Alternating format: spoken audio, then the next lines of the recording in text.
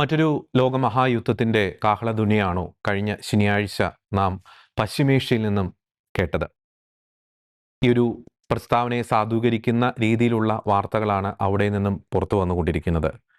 European രാജ്യങ്ങൾ, പ്രത്യേകിച്ച് Germany ഉൾപ്പെടെയുള്ള ചില യൂറോപ്യൻ രാജ്യങ്ങൾ ഇറാനെതിരെയുള്ള ഈ ഒരു യുദ്ധത്തിൽ പങ്കാളികളാകാൻ ആഗ്രഹിക്കുന്നു, അല്ലെങ്കിൽ പങ്കാളിത്തം വഹിക്കാൻ പോകുന്നു എന്ന അതീവ ഗുരുതരമായിട്ടുള്ള സാഹചര്യം ചൂണ്ടിക്കാണിക്കുന്ന വാർത്തകളും പുറത്തു വരുന്നുണ്ട്. ഗൾഫ് മേഖലയും അശാന്തിയിലാണ്, അരക്ഷിതാവസ്ഥയിലാണ്. അവിടേക്കും ഇറാൻ അനിയന്ത്രിതമായിട്ട് ഡ്രോൺ ആക്രമണങ്ങളും മിസൈൽ ആക്രമണങ്ങളും ഒക്കെ അഴിച്ചുവിട്ടുകൊണ്ടിരിക്കുന്നു. ഈ ഒരു പശ്ചാത്തലത്തിൽ ഈ ഗൾഫിൽ നടക്കുന്ന, പശ്ചിമേഷ്യയിൽ നടക്കുന്ന, മധ്യപൂർവേഷ്യയിൽ നടക്കുന്ന സംഘർഷ അവസ്ഥകളെ, യുദ്ധത്തെ, ആക്രമണങ്ങളെ നമ്മൾ എങ്ങനെ നോക്കിക്കാണണം? അത് ലോകമാസകലം, ഇങ്ങ് കൊച്ചു കേരളത്തിൽ വരെ അത് സൃഷ്ടിക്കുന്ന ഒരു ഇമ്പാക്റ്റ് എന്തൊക്കെ? ഈ വിഷയങ്ങളാണ് നിലപാട് എന്ന ഈ ഒരു പ്രോഗ്രാമിൽ, ഇന്നത്തെ എപ്പിസോഡിൽ ഞങ്ങൾ ചർച്ച ചെയ്യാൻ ആഗ്രഹിക്കുന്നത്.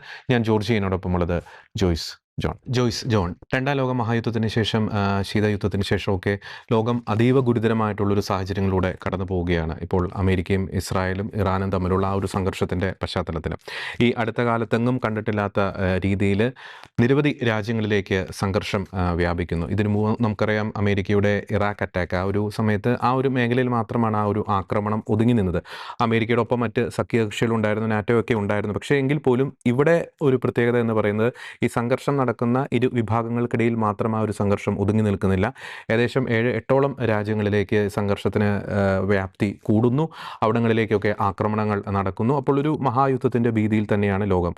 നമ്മളിത് ചർച്ച ചെയ്യുന്ന ഈ ഒരു ഘട്ടത്തിൽ തന്നെ ഫ്രാൻസ്, ജർമ്മനി, UK പോലുള്ള രാജ്യങ്ങളൊക്കെ ഈ ഒരു സംഘർഷത്തിൽ, ഈ ഒരു ആക്രമണത്തിൽ, യുദ്ധത്തിൽ അമേരിക്കയ്ക്കും ഇസ്രായേലിനും ഒപ്പം നിലകൊള്ളും എന്ന രീതിയിലുള്ള വാർത്തകളൊക്കെ വരുന്നുണ്ട്. ഇനി ഗൾഫ് രാജ്യങ്ങൾ ഏത് തരത്തിൽ ഇറാനെതിരെ നിലപാടെടുക്കുമെന്നത് നമ്മൾ കണ്ടറിയേണ്ടിയിരിക്കുന്നു. ഇന്നലെ തന്നെ സൗദി രാജകുമാരൻ്റെ ഭാഗത്തുനിന്ന് ഒരു പ്രസ്താവന ഉണ്ടായിരുന്നു. ഈ സൗദിയിലേക്കുള്ള ആക്രമണം ഇനിയും തുടർന്നു കഴിഞ്ഞാൽ സൗദി ഈ ആക്രമണം നടക്കുന്ന ഭാഗങ്ങളിലേക്ക്, ഇറാനിലേക്ക് ആക്രമണം നടത്തുമെന്ന് പറയുന്നുണ്ട്. അപ്പോൾ കാര്യങ്ങൾ വളരെ വ്യക്തമാണ്.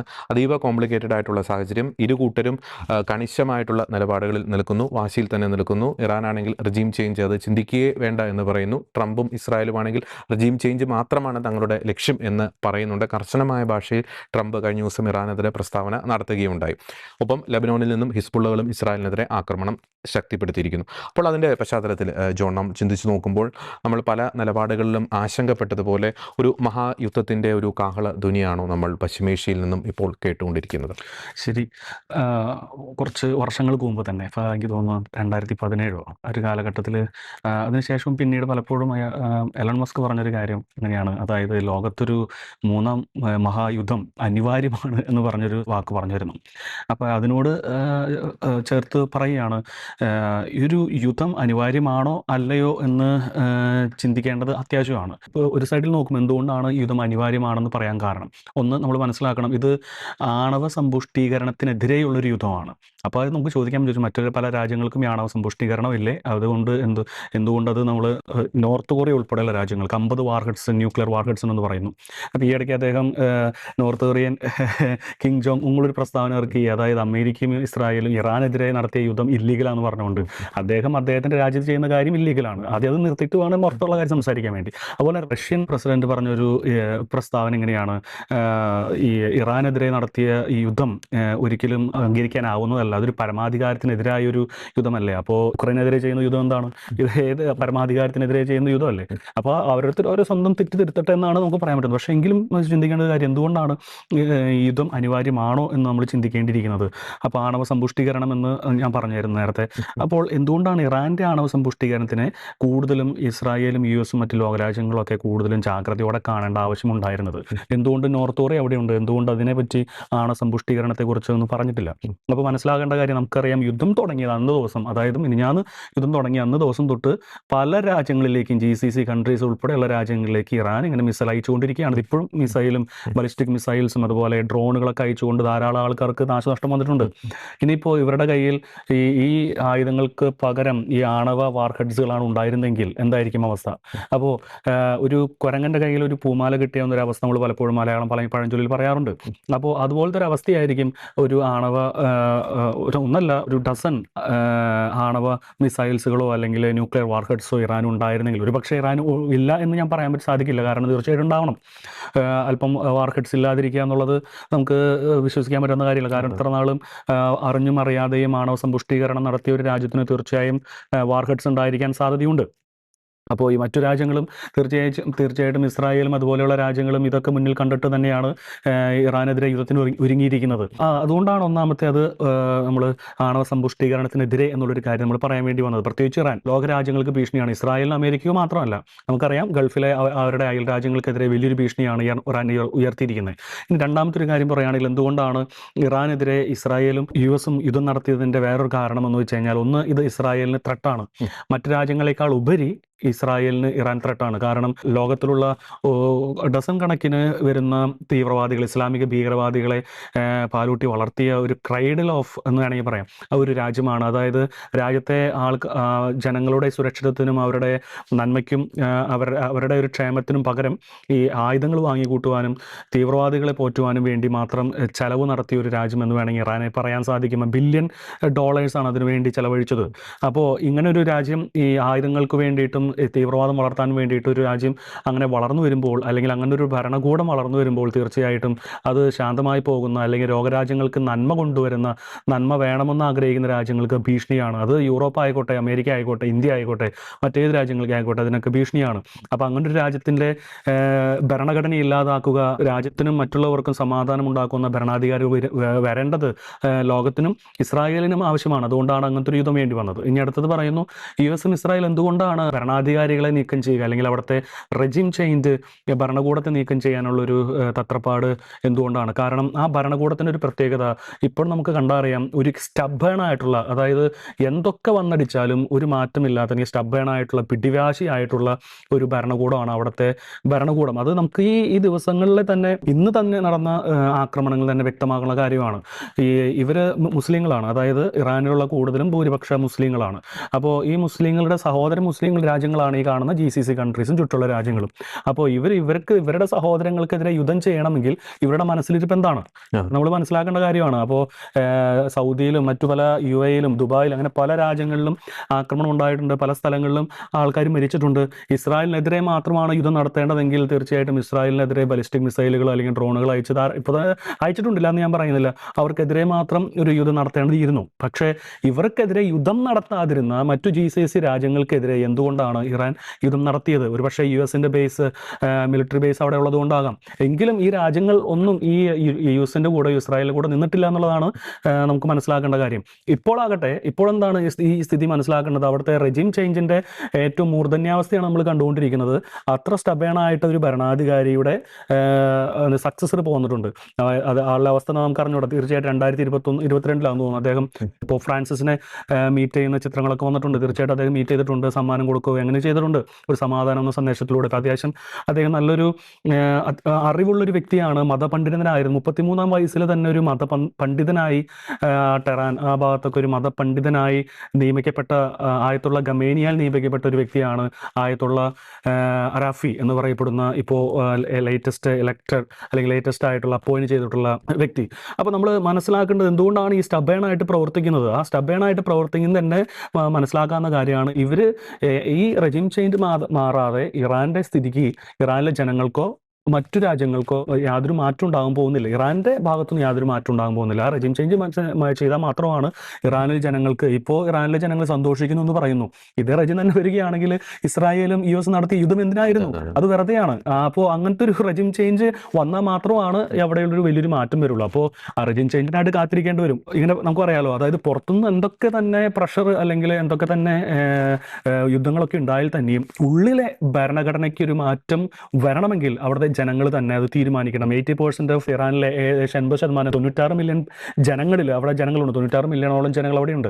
അപ്പോൾ ഈ ജനങ്ങളിൽ 80% തന്നെ അവിടുത്തെ റെജിം ചേഞ്ച് മാറാൻ ആഗ്രഹിക്കുന്ന ആൾക്കാരാണ്. ഏകദേശം 10-20-30% മാത്രമാണ് ഖമേനിയുടെ അദ്ദേഹത്തിന്റെ കൊല്ലപ്പെട്ട വാർത്ത ഓർത്ത് ദുഃഖിക്കുന്നത്, അല്ലെങ്കിൽ റെജിം ചേഞ്ച് വേണ്ട, ഇതുപോലെ തന്നെ പോയാൽ മതി എന്ന് ചിന്തിക്കുന്നത്. അതെങ്ങനെയാണ്? ഏത് രാജ്യത്ത് പോയാലും നമുക്കറിയാം 80% ദരിദ്രരും ബാക്കി 20% ധനികരുമായിരിക്കും. ഈ ധനികരാണ് മറ്റുള്ളവർക്കൊന്നും കൊടുക്കാതെ ഒരു പക്ഷേ വീണ്ടും ഇതുപോലെ തന്നെ പോയാൽ മതി എന്ന് ചിന്തിക്കുന്നത്. അതേ അവസ്ഥ തന്നെയാണ് ഇപ്പോൾ ഇറാനിലും കാണുന്നത്. അപ്പോൾ ഈ 80% ആൾക്കാരും തീർച്ചയായിട്ടും ഈ റെജിം ചേഞ്ചിന് വേണ്ടി പ്രവർത്തിക്കണമെന്നും അങ്ങനെ ഒരു ഭരണഘടനാ മാറ്റം, സ്ഥൂലമായിട്ടുള്ള സ്ഥിരമായിട്ടുള്ള ഒരു ഭരണഘടനാ മാറ്റം ഇറാനിൽ ഉണ്ടാകണമെന്ന് ആഗ്രഹിക്കുന്ന ആൾക്കാരാണ്. അപ്പോൾ അതിന് വേണ്ടിയിട്ട് ഹെൽപ്പിംഗ് എന്നുള്ളൊരു മാനസികാവസ്ഥയോടെയാണ് ഇസ്രായേൽ, US അങ്ങനെയുള്ള പല രാജ്യങ്ങളും മുമ്പോട്ട് വന്നിരിക്കുന്നത്. അപ്പോൾ ഇപ്പോൾ സൗദി അറേബ്യ അങ്ങനെ പല രാജ്യങ്ങളും US-ന്റെയും ഇസ്രായേലിനും കൂടി യുദ്ധം ചെയ്യുമെന്നുള്ള വാർത്തകളും പുറത്തു വരുന്നുണ്ട്. അപ്പോൾ ഇങ്ങനെ ഒരു അവസ്ഥയിൽ തീർച്ചയായിട്ടും റെജിം ചേഞ്ചിന് ഇറാൻ തയ്യാറാകുന്നില്ലെങ്കിൽ ഒരു പക്ഷേ ഘോരമായ യുദ്ധം തന്നെ മിഡിൽ ഈസ്റ്റിൽ തുടർന്ന് പോകാനുള്ള സാധ്യതയുണ്ട്. പക്ഷേ എങ്കിലും നമുക്ക് പ്രത്യാശിക്കാവുന്ന ഒരു കാര്യമാണ്, US-ഉം ഇസ്രായേലും 1-2 ദിവസം കൊണ്ട് ഈ യുദ്ധം അവസാനിപ്പിക്കുകയില്ല. ആ റെജിം ചേഞ്ച് കംപ്ലീറ്റ് ആയിട്ട് മാറ്റം വരുന്നവരെ ഇത് യുദ്ധം ചെയ്തുകൊണ്ടിരിക്കുമെന്ന് തന്നെയാണ് നമുക്കറിയാൻ കഴിയുന്നത്. ഓക്കെ, അത് കറക്റ്റാണ്. കാരണം ഇതിപ്പം ട്രംപിൻ്റെ പ്രസ്താവന വന്നിട്ടുണ്ടല്ലോ, ഏകദേശം 4 ആഴ്ചയോളം എടുക്കും. ഇറാൻ ഒരു വാസ്റ്റ് ആയിട്ടുള്ളൊരു കൺട്രിയാണ്, അതുകൊണ്ട് 4 ആഴ്ചയോളം എടുക്കും ഈ യുദ്ധം അവസാനിപ്പിക്കാൻ എന്ന് ട്രംപ് പറഞ്ഞിട്ടുണ്ട്. അപ്പോൾ ഒപ്പം തന്നെ ഹിസ്ബുള്ളകളും ഇസ്രായേലിനെതിരെ അറ്റാക്ക് ആരംഭിച്ചിരിക്കുന്നു. ഒരുപക്ഷെ ഇനി ഹൂതികളും അറ്റാക്ക് സ്റ്റാർട്ട് ചെയ്യാനുള്ള സാധ്യതയുണ്ട്. ഹമാസ് ഏകദേശം ഒതുങ്ങിയിട്ടുണ്ട്. പക്ഷേ ഹമാസിൻ്റെ ചില തലകൾ വീണ്ടും ഇസ്രായേലിനെതിരെ അറ്റാക്ക് ചെയ്യാനുള്ള ഒരു സാധ്യത അവിടെ നിലനിൽക്കുന്നുണ്ട്. നമ്മൾ മറ്റൊരു ആസ്പെക്റ്റിലേക്ക് പോകുമ്പോൾ ചോദിച്ചു, അതായത് ഈ യൂറോപ്യൻ രാജ്യങ്ങളുടെ ഒരു ഇൻവോൾവ്മെൻറ്റ്, അത് അവർ ഏതെങ്കിലും തരത്തിൽ ഏതെങ്കിലും ഒരു ഘട്ടത്തിൽ യുദ്ധത്തിലേക്ക് ഡ്രാഗ് ചെയ്യപ്പെട്ട് കഴിഞ്ഞാൽ നമ്മൾ ചിന്തിക്കേണ്ട ഒരു കാര്യമുണ്ട്. ഈ റഷ്യ അപ്പുറത്ത് നിൽക്കുന്നുണ്ട്. അപ്പോൾ റഷ്യയും മറ്റൊരു കൗണ്ടർ സൈഡിലായിട്ട് ഇറാനൊപ്പം നിലകൊള്ളാനുള്ളൊരു സാധ്യത നിലനിൽക്കുന്നു. അതിങ്ങനെ കൊടുമ്പിരി കൊണ്ടിരിക്കുന്ന ഒരു ഘട്ടത്തിൽ ചൈനയും അവരോടൊപ്പം വരുന്ന ഒരു സാഹചര്യം. അപ്പോൾ അങ്ങനെ വന്നു കഴിയുമ്പോൾ നമ്മൾ ഈ 2ാം ലോകമഹായുദ്ധം, 4ാം ലോകമഹായുദ്ധം അതൊക്കെ കണ്ടതിനേക്കാൾ അതിഭീകരമായിട്ടുള്ളൊരു സാഹചര്യത്തിലേക്ക് അത് നയിക്കപ്പെടാനുള്ളൊരു സാധ്യതയില്ലേ? തീർച്ചയായിട്ടും. ഇപ്പം നമ്മൾ അങ്ങനെ കമ്പയർ ചെയ്യുകയാണെങ്കിൽ 1ാം ലോകമഹായുദ്ധം 2ാം ലോകമഹായുദ്ധമായിട്ട് നമ്മൾ ഇപ്പോഴത്തെ ഒരു സിറ്റുവേഷൻ കമ്പയർ ചെയ്യുകയാണെങ്കിൽ നമുക്ക് മനസ്സിലാക്കാൻ സാധിക്കുന്നത്, ഇനി ഒരു യുദ്ധം ഉണ്ടായിട്ടുണ്ടെങ്കിൽ അത് ലോകം കണ്ട യുദ്ധങ്ങളെക്കാൾ വലിയൊരു യുദ്ധമാകാനുള്ള സാധ്യതയുണ്ട്. കാരണം ടെക്നോളജി ആയാലും ശരി, ആയുധങ്ങളായാലും ശരി, അന്നത്തേതല്ല ഇപ്പോൾ എല്ലാ ലോകരാജ്യങ്ങളുടെയും കയ്യിലുള്ളത്. അന്ന് അമേരിക്കയ്ക്ക് മാത്രമായിരുന്നു ആണവായുധമുള്ളത് എങ്കിൽ പോലും ഇന്ന് മിക്ക രാജ്യങ്ങളുടെയും കയ്യിൽ ആണവായുധമുണ്ട്. ഒന്നാമത്തെ പോയിന്റ്. പിന്നെ മറ്റൊരു വിഷയം എന്നാന്ന് വെച്ചിട്ടുണ്ടെങ്കിൽ, ആക്രമണം, ഈ ഒരു യുദ്ധം വ്യാപിക്കാനുള്ള ഒരു സാധ്യത, ഈ ഒരു യുദ്ധം, ഒരു സംഘർഷം ലോകത്തുണ്ടാകുമ്പോൾ അത് മറ്റ് പല രാജ്യങ്ങളും ഒരു അവസരമാക്കി എടുക്കാനുള്ള സാധ്യതയുണ്ട്. നമുക്കറിയാം, ചൈന ഇപ്പോൾ മേഖലയിൽ ഒരു സംഘർഷം ഉണ്ടാവുകയാണെങ്കിൽ ചൈന തായ്വാനെ പിടിച്ചെടുക്കാൻ അതൊരു അവസരമാക്കാനുള്ള സാധ്യതയുണ്ട്. കാരണം അമേരിക്ക ഇപ്പോൾ ഓൾറെഡി എൻഗേജ്ഡ് ആണ്. അപ്പോൾ തായ്വാൻ ഒരു പ്രൊട്ടക്ഷനുമായിട്ട് അമേരിക്ക വരാതിരിക്കാം എന്നുള്ളൊരു കണക്കുകൂട്ടൽ അവിടെ ഉണ്ടാകാനുള്ള സാധ്യതയുണ്ട്. അതേപോലെ തന്നെ ഈ ഇറാന് സപ്പോർട്ടായിട്ട് നിൽക്കുന്ന ഒരു രാജ്യമാണ് റഷ്യ. നമുക്കറിയാം, ഇപ്പോൾ റഷ്യ ഇന്നലെ ഒരു പ്രസ്താവനയൊക്കെ ഇറക്കിയിട്ടുണ്ടായിരുന്നു.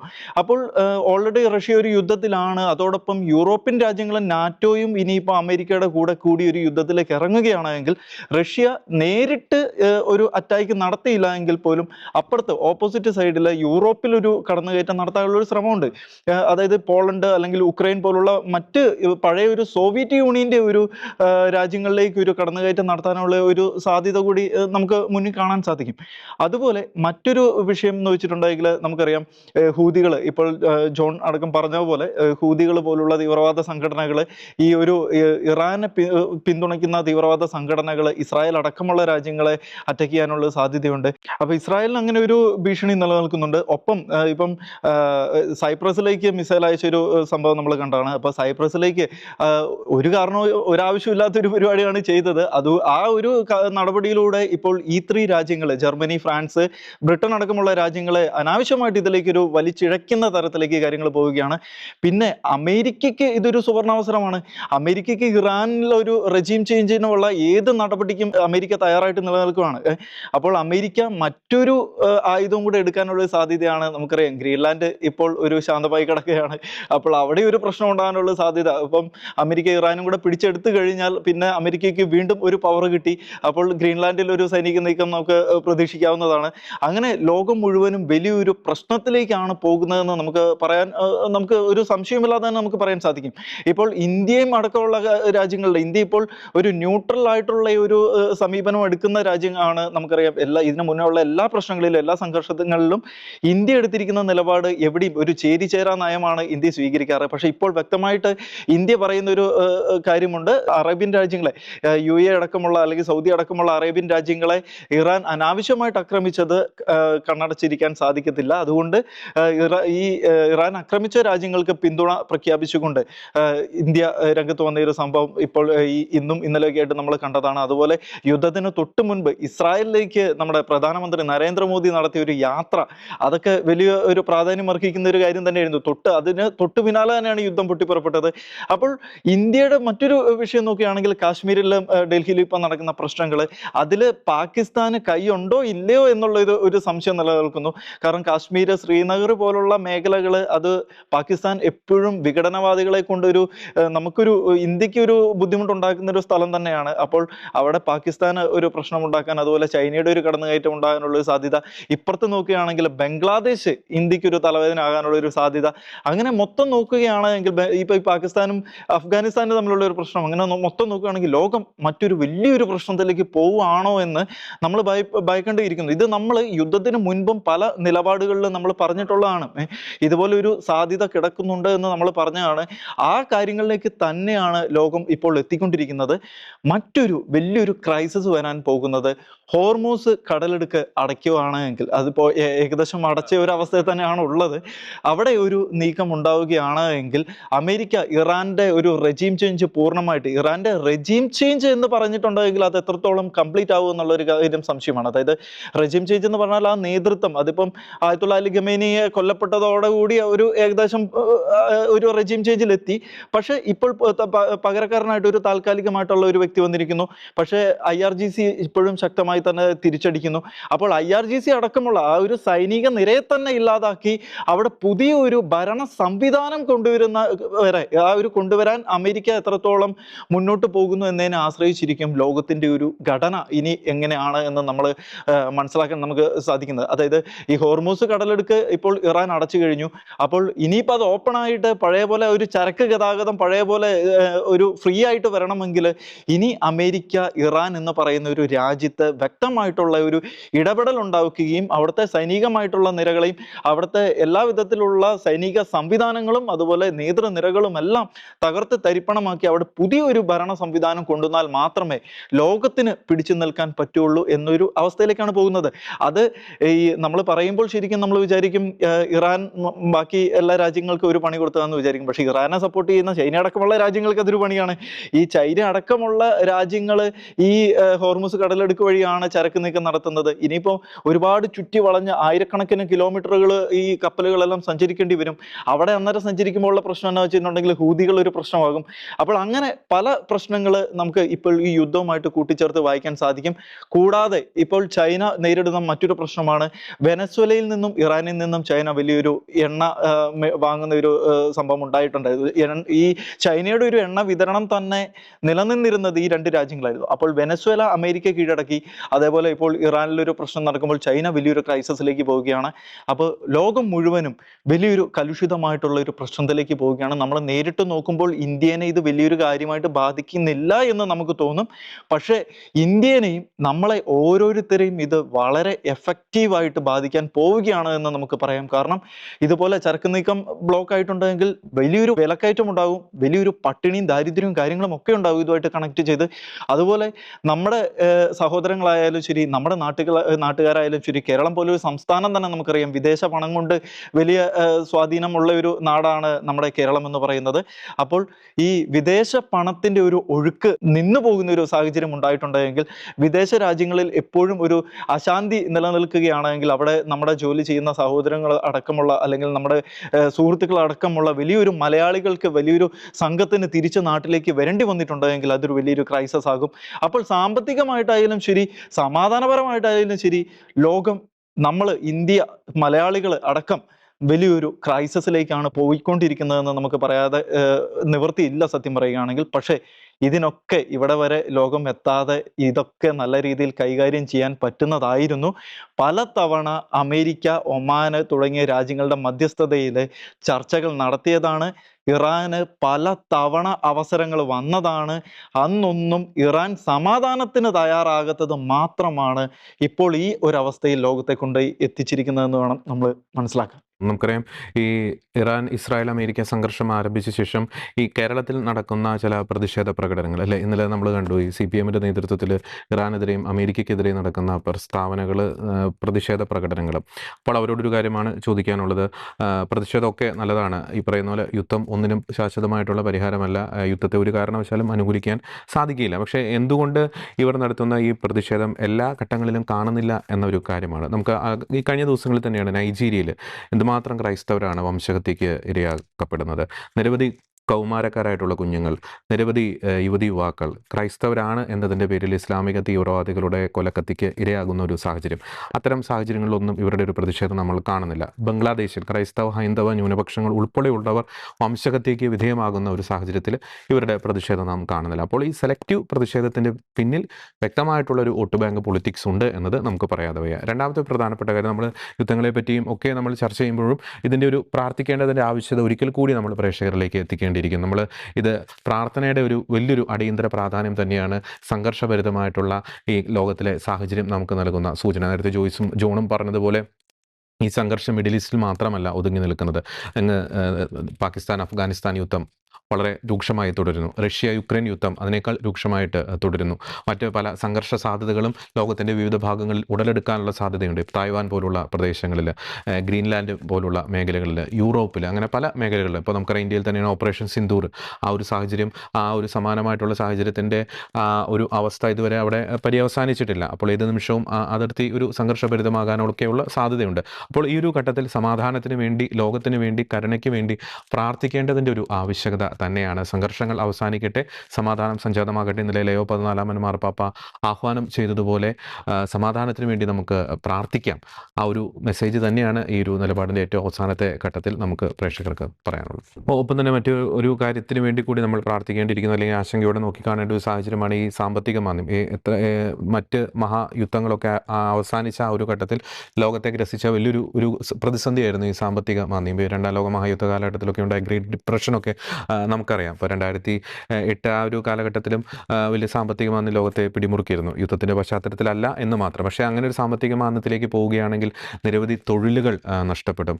നിരവധി പേർ പട്ടിണിയിലാകുന്ന ഒരു സാഹചര്യം, ദാരിദ്ര്യത്തിലേക്ക് കൂപ്പൂത്തി വീഴുന്ന ഒരു സാഹചര്യം. അപ്പോൾ ഒരു അരാജകത്വത്തിലേക്ക്, ഒരു അരക്ഷിതാവസ്ഥയിലേക്ക് ലോകം മുഴുവൻ, അത് സംഘർഷഭരിതമായിട്ടുള്ള പ്രദേശങ്ങൾ മാത്രമല്ല മറ്റ് പല പ്രദേശങ്ങളും വഴുതി വീഴാനുള്ള ഒരു സാധ്യത കൂടിയുണ്ട്. എന്നാൽ ലോകത്തിൻ്റെ ശോഭനമായിട്ടുള്ളൊരു ഭാവിക്ക് വേണ്ടി, ലോക സമാധാനത്തിന് വേണ്ടി തീർച്ചയായിട്ടും ഇത്തരത്തിലുള്ള സംഘർഷ വാർത്തകൾ നമ്മൾ അവലോകനം ചെയ്യുമ്പോൾ തന്നെ, വ്യക്തമായിട്ട് നിരീക്ഷിക്കുമ്പോൾ തന്നെ, അതിൻ്റെ വിശകലനം നടത്തുമ്പോൾ തന്നെ പ്രാർത്ഥിക്കേണ്ടതിൻ്റെ ഒരു അടിയന്തര പ്രാധാന്യം കൂടി നമ്മൾ പ്രേക്ഷകരിലേക്ക് പങ്കുവയ്ക്കാൻ ആഗ്രഹിക്കുന്നു. യുദ്ധവുമായി ബന്ധപ്പെട്ട എല്ലാ നിലപാടിലും ഞങ്ങൾ പറയാറുള്ളത് പോലെ തന്നെ ഇപ്പോൾ പറഞ്ഞു നിർത്തിയ ഒരു കാര്യം തന്നെയാണ് നിലപാടായിട്ട് ഞങ്ങൾക്കും പറയാനുള്ളത്. യുദ്ധം ഒന്നിനും പരിഹാരമല്ല. ശാശ്വതമായിട്ടുള്ളൊരു സമാധാനം ഉണ്ടാകട്ടെ.